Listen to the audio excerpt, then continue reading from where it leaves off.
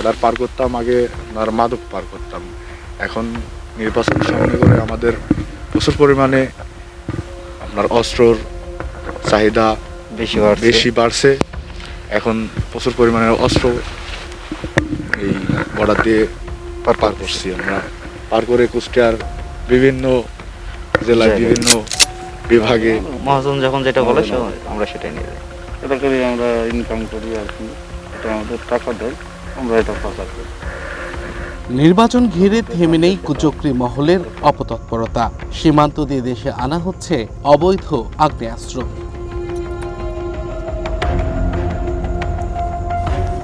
রাতের আধারে কুষ্টিয়ার দৌলতপুরের সীমান্ত দিয়ে আসছে বড় বড় অস্ত্রের চালান। এখন প্রশ্ন, এই অস্ত্র আনছে কারা? চ্যানেল ওয়ানের অনুসন্ধানে বেরিয়ে এসেছে বেশ কিছু নাম। জানা যায় আরিফ, টুকুন, মুমতাজ, বিল্লাল সহ বেশ কিছু শক্তিশালী সিন্ডিকেট আছে এই সীমান্ত ঘিরে, যারা আড়ালে থেকেই নিয়ন্ত্রণ করছে পুরো কার্যক্রম। আমরা শ্রমিক, আমরা আমাদের টাকা দেয়, আমরা এগুলো মাল সাপ্লাই করি। আমরা সময় ধরাও পড়ি, মহাজন তো ধরা পড়ে না, আমাদের ধরে আবার তারা ছাড়ায়। আমরা দেখি যে কোন সময় বিজিবি নাই এবং গ্যাপ খুঁজি, যখন গ্যাপ পাই তখন আমরা এই সমস্ত মাল পাচার করি। কুষ্টিয়া জেলার ভিতরে থেকে আমাদের যে বস তারা বিভিন্ন জেলায় ওগুলা পাঠায় দেয়। আমার এই গ্রুপে আপনার 3টা গ্রুপ হয়, মোটে আমরা আছি 16 জন।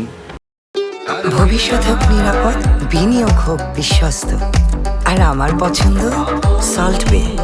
ওয়েলকাম টু সল্ট বে। এই সিন্ডিকেটের সদস্যরা কয়েকটি ভাগে ভাগ হয়ে মূলত কাজটি করে। বিজিবি কিংবা পুলিশের সদস্যদের চোখ ফাঁকি দিয়ে মূলত তারা এই কাজ করে। এখন এই যে নির্বাচনকে কেন্দ্র করে বিভিন্ন রকমের অস্ত্র আমরা পার করতেছি। তে আমাদের পাশাপাশি এলাকায় থেকে বিভিন্ন জায়গায় চলে যাচ্ছে বাংলাদেশের। পাশাপাশি আমরা মাদকও আনাই করছি ভারতের ওপার থেকে আমাদের এপারে ট্রান্সফার করে আমরা এখান থেকে নিয়ে আসি। তাছাড়া আমরা ভিতরে যাই না, ওপর থেকে তার কাটার ওপার থেকে আমাদের এপারে দিয়ে দেয়। মানে বোম, অস্ত্র, যেমন 9M, পুলিশের কাছে তো এগুলো অনেক পুরাতন, কিন্তু আমাদের কাছে সব নতুন থাকে, এই জন্য পুলিশ আমাদের কাছে ফিরে না।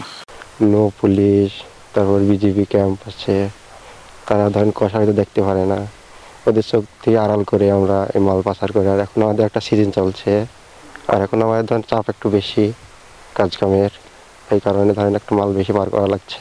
চোরাচালানের সাথে জড়িতদের দাবি, সীমান্ত দিয়ে যে সকল অস্ত্র আসছে তার বেশিরভাগই অত্যাধুনিক। তার কাটা পেরিয়ে এই অস্ত্র চলে যাচ্ছে দেশের বিভিন্ন জেলায়। নির্বাচনকে সামনে রেখে এগুলো বেশি হচ্ছে, 12টায় 1টায় এরকম বহুত টাইমে যায় নির্বাচন সামনে একটা বেড়ে গেছে। সীমান্তবর্তী অঞ্চল বলে আমরা একবারে করে গেছি। আর এখানে কোনো পর্যবেক্ষণই হয় না, গুলি বা অন্য কিছু, যা সবগুলো তো দেখা যায় না, বস্তার ভিতরে থাকে। নির্বাচনকে সামনে রেখে এটা আরো বড় শঙ্কার কারণ। সংঘাত সহিংসতার জন্য সীমান্ত দিয়ে দেশে আনা হচ্ছে অবৈধ আগ্নেয়াস্ত্র।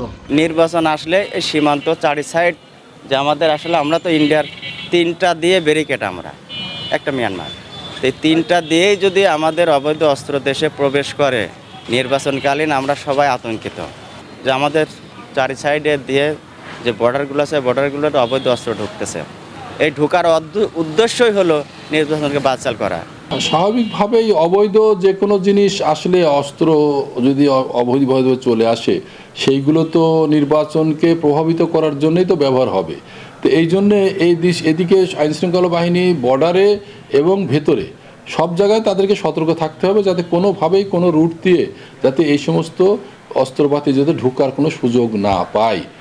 প্রশাসন বলছে সীমান্ত দিয়ে অস্ত্র বা মাদক আসার নিয়ন্ত্রণে কঠোর অবস্থানে রয়েছে তারা। অভিযানে অস্ত্রসহ গ্রেপ্তারও হচ্ছেন অনেকে। নির্বাচনকে সামনে রেখে আমরা অস্ত্র এবং অন্যান্য চোরাচালানের বিষয়ে বিশেষ সতর্ক অবস্থায় আছি। 110 কোটির মতো টাকার সমপরিমাণ চোরাকারবারি বা মাদকদ্রব্য উদ্ধার করেছি। এছাড়াও আমরা আনুমানিক 25টার মতো অস্ত্র উদ্ধার করেছি। এছাড়া সীমান্তের মানুষদের সহযোগিতায় সবসময় আমরা এ ব্যাপারে বিশেষভাবে সতর্ক আছি। সীমান্ত সুরক্ষার যে সকল বাহিনীগুলো আছে, বিশেষ করে আমাদের বর্ডার গার্ড আছে, তাদের সাথে আমাদের কথা হয়েছে, তারাও এদিকে অধিক গুরুত্ব দিচ্ছে সীমানা নিরাপত্তার জন্য। আমাদের এই জেলাটি পার্শ্ববর্তী আরও 4টি জেলার সাথে নদীপথে সীমানা রয়েছে। এই বিষয়টাকে আমরা গুরুত্ব দিচ্ছি যাতে নদীপথে দুষ্কৃতিকারীরা কোনো প্রকার অপ্রীতিকর ঘটনা ঘটাতে সক্ষম না হয়। 2024 সালের গণ অভ্যুত্থানের সময় কুষ্টিয়ায় 58টি অস্ত্র লুট হয়। এর মধ্যে এখনও 17টি অস্ত্র উদ্ধার হয়নি। তারপরও নতুন করে দেশে অবৈধ অস্ত্র প্রবেশের ঘটনায় জনমনে শঙ্কা বাড়ছে। Abdullah Mamun, one national desk.